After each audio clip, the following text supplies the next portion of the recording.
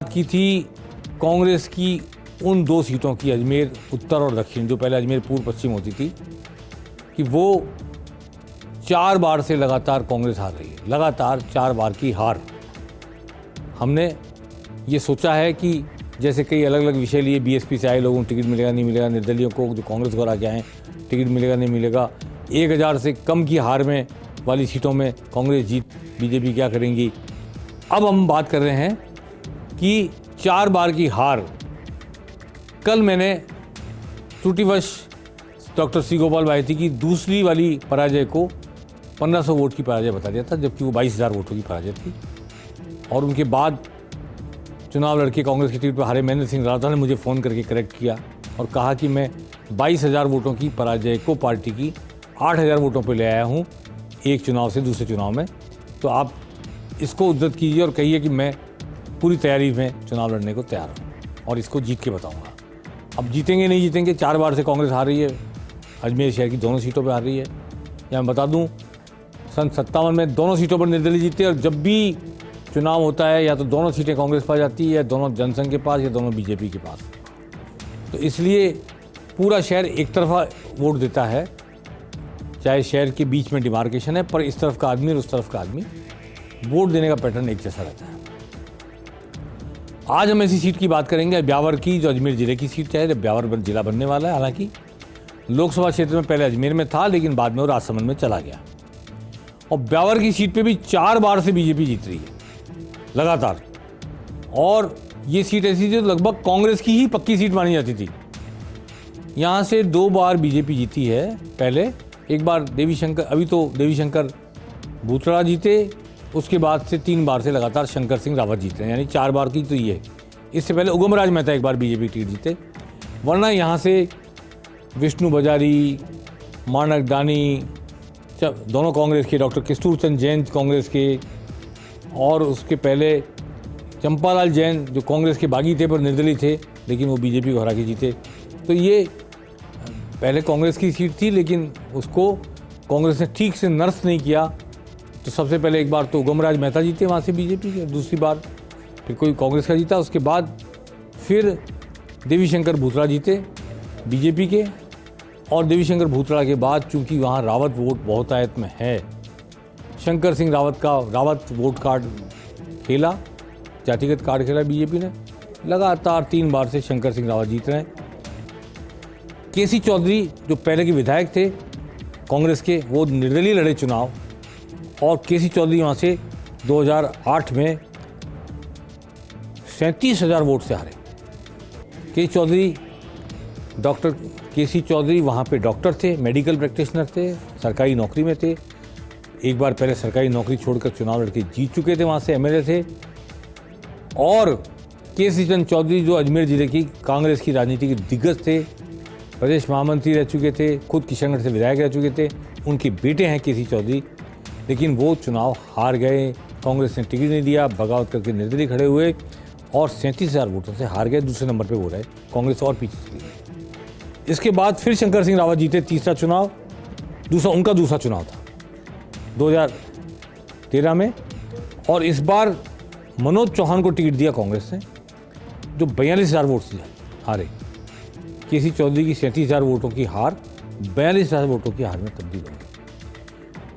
क्योंकि जितने लोग जीते ब्यावर से पहले, रावत से पहले, वो अधिकांश बनिए थे। महेश्वरी, ओसवाल, चंपालाल जैन, मानक दानी, अग्रवाल, विष्णु बजारी, केसी चौधरी खुद ओसवाल।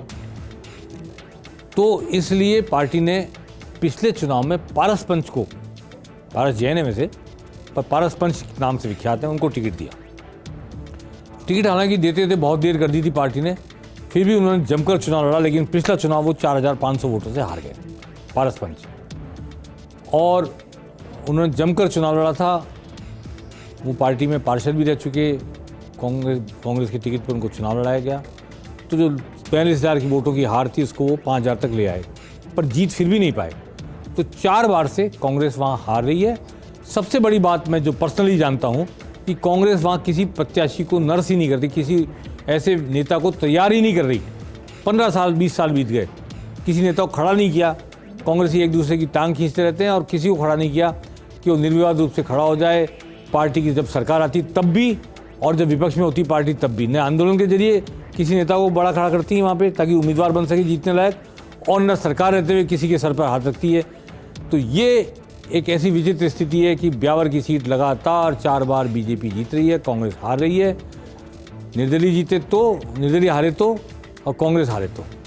अब देखना है इस बार क्या पारस पंच को टिकट रिपीट होता है, जो 4,500 वोटों पर ले आए थे हार को, 45 से 42,000 की हार को, या फिर किसी नए व्यक्ति को कांग्रेस टिकट देती है। अभी स्थिति स्पष्ट नहीं है।